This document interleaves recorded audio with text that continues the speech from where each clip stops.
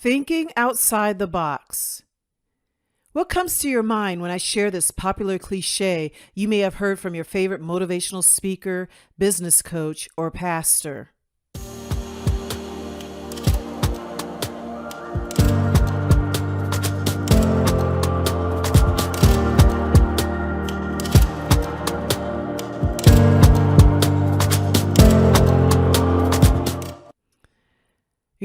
I used to be addicted to these cliches.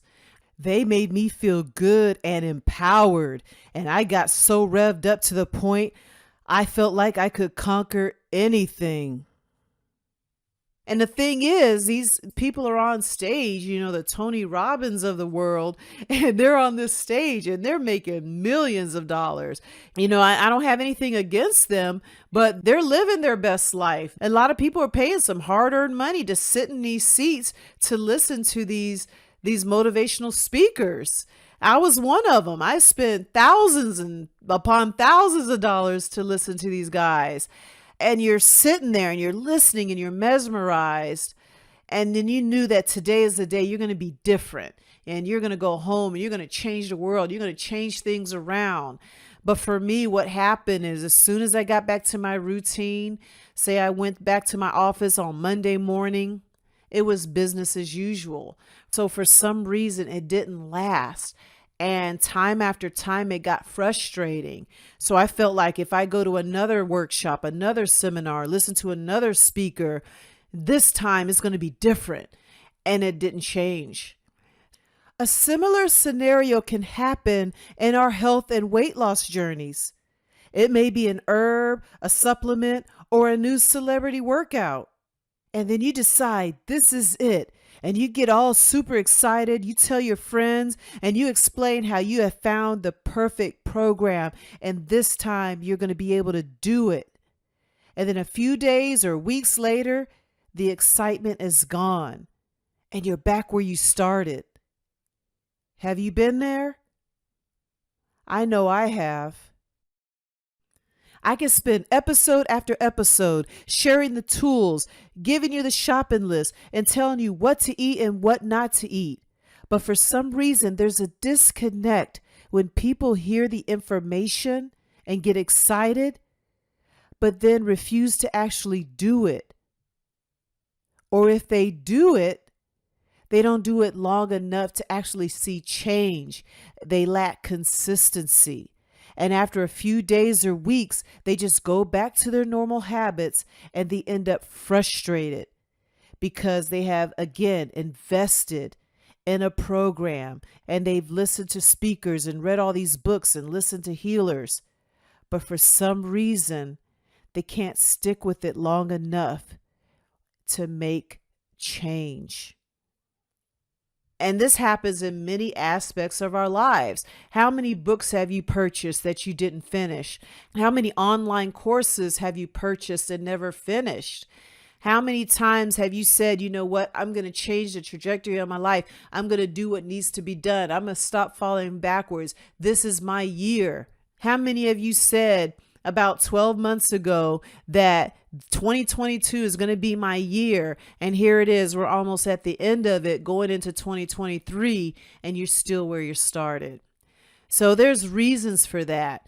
And what's happening is we're not thinking outside the box. And I'm going to explain what that means in a minute. And even though you may have heard it, you may still be thinking inside your box. You might still have that same mindset that is keeping you stuck.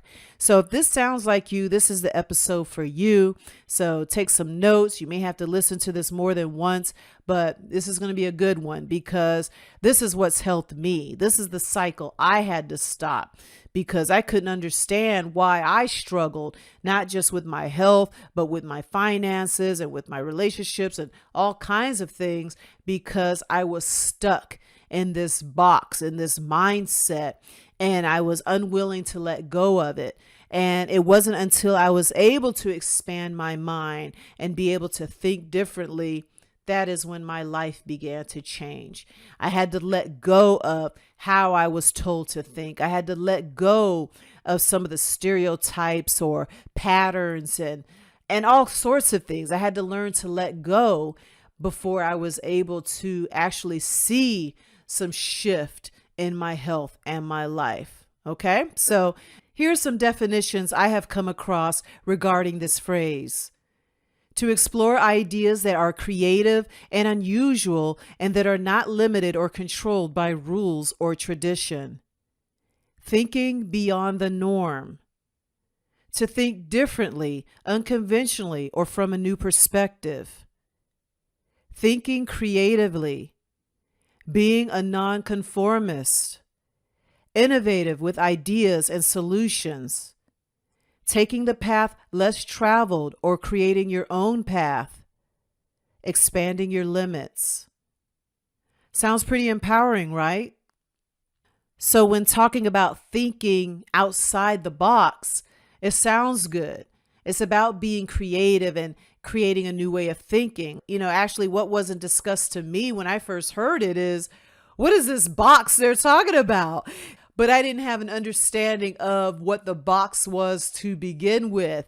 And many of us do have no clue the box we are in, because think about it. When we hear this, we're emotionally charged. We feel good. But by the time we get away from that speaker or that environment where we heard it or that book, and we're back to our own life and our own habits and our own patterns, that charge is gone and we end up not moving forward.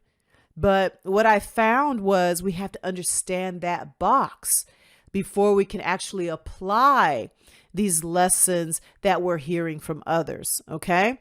So before we can get out of the box or think outside the box, we have to be able to understand the box. We have to understand what is actually missing. What do we have to think about? We have to make sure what we're thinking is outside the box. But before you can do that, you have to understand what you're actually thinking and what your box actually looks like. First of all, the box represents who you are, and in particular, those things that you cannot change: your age, your race, your height, and your gender, your anatomy and your physiology, and how it applies to the rules of nature. And we got to learn to work with what we have and what the Creator has given us. Also, this box contains the knowledge that you have acquired. It's your education, the books you have read up to this point, the degrees you have, and how you have applied this knowledge. It's the tools and the skills that you have, your talents, your gifts. And the third thing that is a part of our box is our beliefs.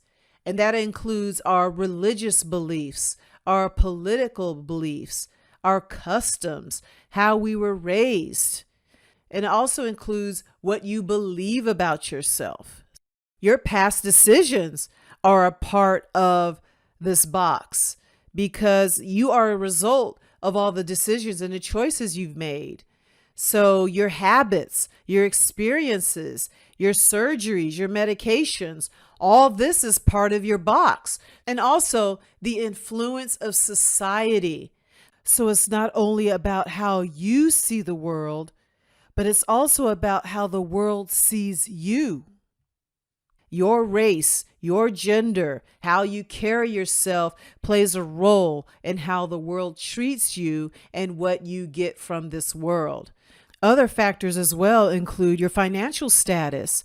Some of you may be feeling that you're living paycheck to paycheck and may be very limited in what you can or can't do. So we all have our things that we're dealing with time, with money, how we're seen by society, even insurance coverage. Some of you may be going by what someone else can tell you what you can or can't do. And a lot of insurance programs tell you what they will and will not approve. So you may have yourself in a box as far as making decisions based on what your insurance covers. But the thing is a lot of times your true solutions may not be covered by insurance. And another influence of society is how we're taught in school. In school, we are really conditioned to get good grades, go to college, get a good job with benefits, and then end up spending the rest of our lives working for this job that we end up not feeling fulfilled in or being unhappy with. And another factor that's very important, and I'll just end with this one, is the level of faith and curiosity. Your desire to learn, seek, grow, and expand. Some of you are very stuck in your ways and don't have a lot of curiosity. You have this attitude where things are the way they are. But then there's some of you who love to learn, to seek, and to grow, and to explore new opportunities. So based on your personality and how you see the world also forms your box as well. And another thing that goes along with this area of your box is the level of comfort and the willingness you have to think outside the box, the amount of risk that you're willing to take, and also your level of health and strength. Sometimes when we feel hopeless or when we don't feel well, if you've given up, you're not willing to move outside that box.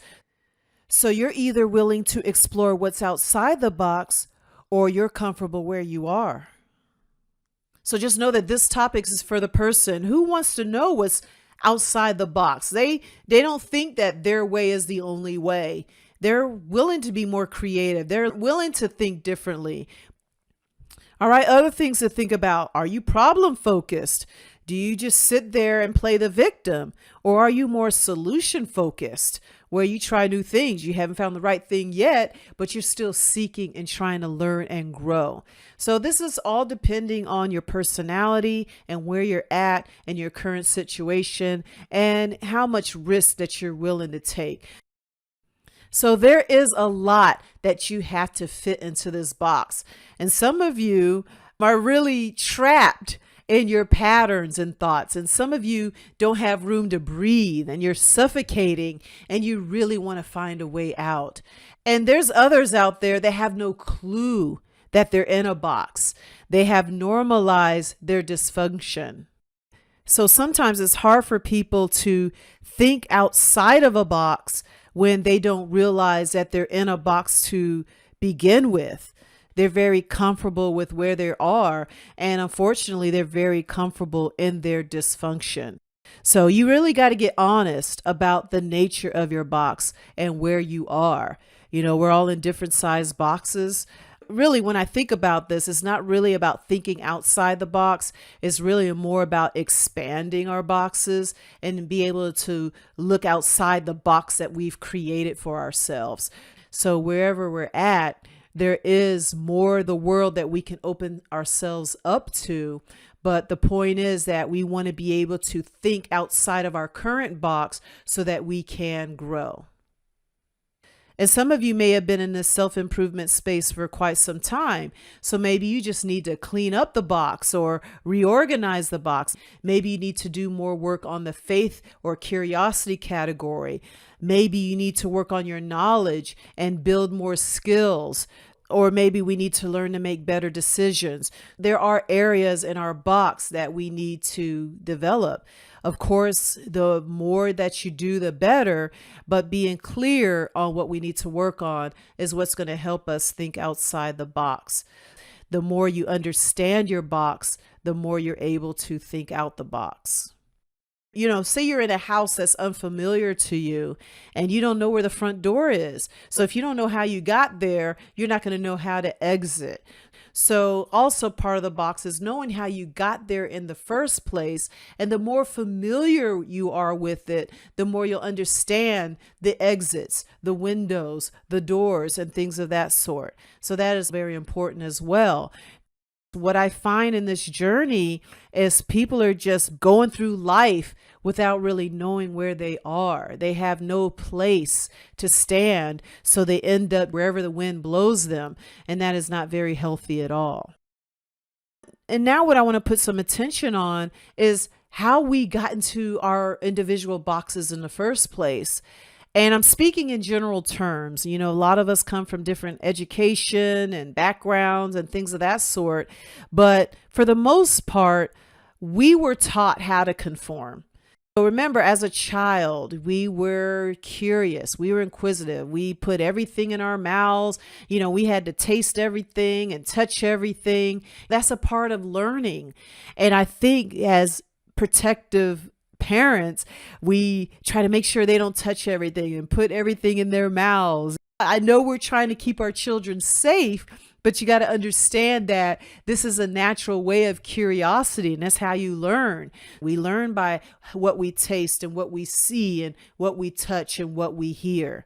But sometimes as parents, we might get too overprotective and we're conforming our kids at a very, very young age. And also as a child, they have question after question. And one thing they like to say is, why? Why? And some of these questions are hard to answer, but that's part of their curiosity. And instead of saying, be quiet, you're asking me too many questions, we need to actually take time to listen and answer these questions.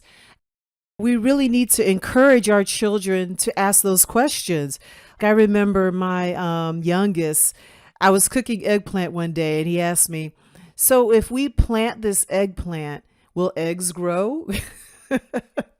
So he was really inquiring about why it's called an eggplant. It makes sense. He thought if you plant it, eggplant, eggs will grow.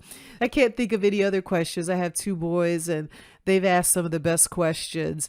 We just got to really understand that children naturally are very creative. They have questions. They want to know. They're very curious. But somehow, as we go through life, we end up losing that creativity and it's replaced with conformity. We tend to lose that spark, forgetting how we used to color faces blue and the sun purple.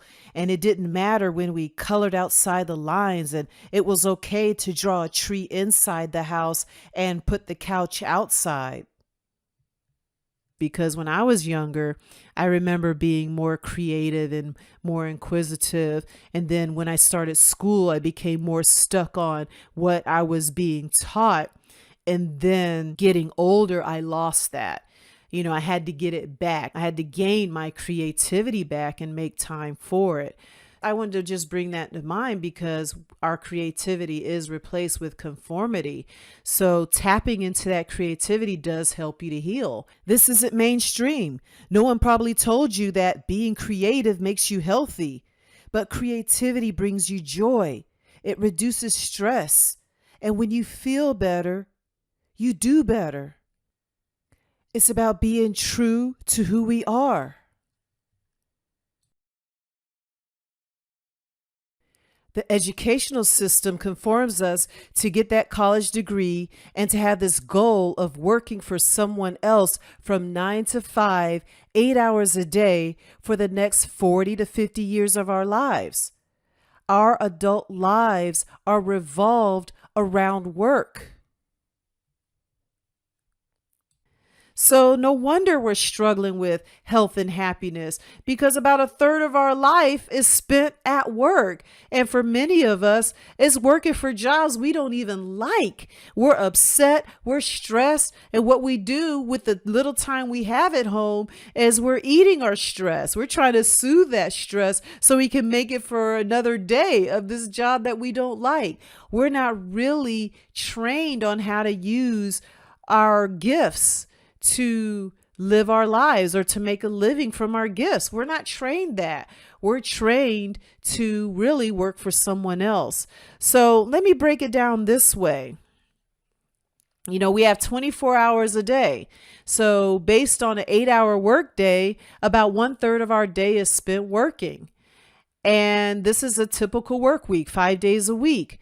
Now, if you sleep 8 hours a day and work 8 hours a day, that leaves you 8 hours of your day. Part of those 8 hours is commuting to your 9 to 5. Here in Atlanta, some people are driving at least 1 hour one way. So that might be 2 hours of your day, leaving you at 6 hours. And in those 6 hours, you got to take care of your children, spend time with your family. You got to cook, eat, shop, entertain, and maybe do some things that you do enjoy. And that's not much time. Outside of sleep and work, you really only have 6 hours. And, that's pretty sad when you think about how much our lives are revolved around work. And what we're trying to do as far as getting healthy, we have to fit it in to our work lives. So I broke it down another way. You have 8 hours a day, 5 days a week. There's 52 weeks in a year. And say you work 47 weeks because you get about 5 weeks off for vacations and holidays. So 40 hours a week for 47 weeks. If you work 50 years, that's over 90,000 hours in your lifetime. That's a lot of hours you're putting in for work. So this is why your job can make a huge impact on your quality of health and your life. And unfortunately, this is what we are programmed to accept. And here's another thing that we need to realize when getting out the box. We got to understand that the solutions have to be outside of the system that created it or the mindset that created it. And just know that everything you are, where you are, is a result of the way you think, good and bad. So as you can see, there's a lot to this. But the good news is you can become healthier as you improve your quality of thinking. But once we become aware of our way of thinking and our quality of thinking, then we can begin to think outside the box. So now let's cover how we can actually improve your quality of thinking. So first, don't be afraid to ask questions. We really need to begin to ask more questions and challenge the status quo. We got to be able to question authority. And it's dangerous to accept everything you hear without applying some critical thinking. So don't be afraid to ask more questions and challenge the status quo. And another one is to be willing to find innovative ways to solve the problem. And what I mean by that is be willing to try something new. Try a different form of exercising. Try different foods. Try different patterns of eating, because some of you get so stuck in your habits and your patterns and you want to do better, but you're still doing things that you've been doing for the last 10, 20 years. So be okay with trying something new, and don't be afraid to brainstorm or visualize. Get your crayons and start coloring the life that you want to achieve. Try to visualize what you want to achieve. Try to think like a kid again.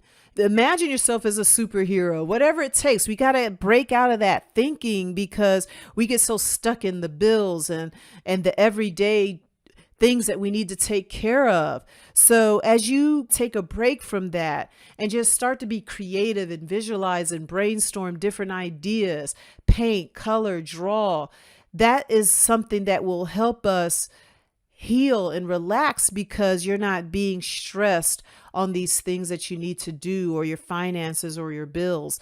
So dwelling on it isn't going to help you. It's going to add more stress, which lead to more illness. So don't be afraid to brainstorm. That can help spark that creativity. And here's another one to help improve your quality of thinking, is to expand your knowledge. Read, research, take classes, develop new skills. Become a good listener and keep an open mind. Thinking for yourself. As we become conformed, we allow other people to think for us. And also with thinking for yourself, as you start to think outside the box, you'll be more solution-based. I got a couple more. Don't be afraid of your mistakes. This is how we learn. Some of you just stay stuck because you don't want to fail. You got that fear of failure. And also consider what happens if you don't think outside the box. Think about what happens if you stay where you are. What if your box is on fire? If you stay there, you'll get burned. So you might have to escape that box so that you can save your life. So this is some tough lessons, but again, this isn't taught. So thinking outside the box, like any skill, is developed through practice. It took me many, many years to understand this as well, because for someone who has the knowledge, who loves to read and research, I remained stuck because my biggest problem is I didn't understand the box I was in and what skills and tools that I needed to help not only expand my box, but actually change my box. Okay. So I really had to trust the process. I really had to have that faith and patience that was involved. I had to get used to being uncomfortable with the change, because whether your box is safe or not, that's normal for many of us. And some of us stay there because that's all we're used to. So just understand that applying this concept can and will be uncomfortable. And another takeaway that I want you to understand is you can't do the same thing and expect different results. Or in other words, you can't fix a problem with the same mindset that created it. You can't fix a problem with the same system that created it. And just know that where you're at now, you don't have to stay there. You can start making these changes now, because the actions you take today will affect your future. I really want you to take this information and take some time to really think about where you're at and those walls that you need to work on, or those areas that you need to work on. And then based on that, then you can decide where and what areas you need to think outside the box, and then keep building on it. You know, it gets overwhelming when people try to change so many things at once. And that's another things that hold people back. They get overwhelmed, they get scared, and end up doing nothing at all. But it's about baby steps. It's about taking your time and being consistent. So it's much better to take small steps consistently over time, instead of trying to rush and do too much at once and overwhelming yourself. Because as you do it this way, you're able to monitor your progress and keep building from there. That's what I want you to understand. Continue to build on it. Get honest with the areas of your box that you need to work on. And let me know how it goes. Let me know what you think of this topic and share your input. I will see you next week. And until next time, go out there and achieve more freedom in your health and your life. Take care.